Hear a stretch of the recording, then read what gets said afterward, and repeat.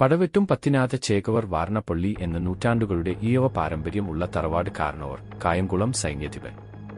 കായംകുളം രാജവംശത്തിലെ സൈന്യാധിപൻ ആയിരുന്ന ചേകവർ. വാർണപ്പള്ളി എന്ന പുരാതന ഈഴവ തറവാട്ടിൽ ലോകനാഥ ചേകവരുടെ മകനായിരുന്നു പത്തിനാഥ ചേകവർ. ലോകനാഥ ചേകവരും കായംകുളം രാജവംശത്തിലെ സൈന്യാധിപനും കളരിഗുരുവും ആയിരുന്നു. വാർണപ്പള്ളി കളരിയും വൈദ്യവും അതിപ്രശസ്തമായിരുന്നു.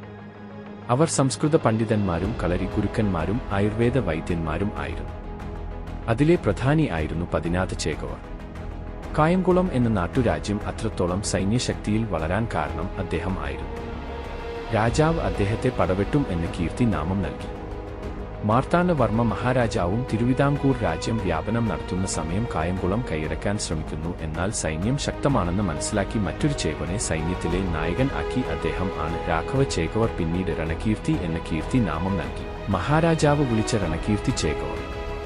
ആ യുദ്ധത്തിൽ കായംകുളം രാജാവ് കീഴടങ്ങി. ഇതിൽ മനം നൊന്ത് പത്തിനാഥ ചേകവർ ആത്മാഹുതി ചെയ്തു. സമാധി ക്ഷേത്രം ഇന്നും നിലനിൽക്കുന്നു.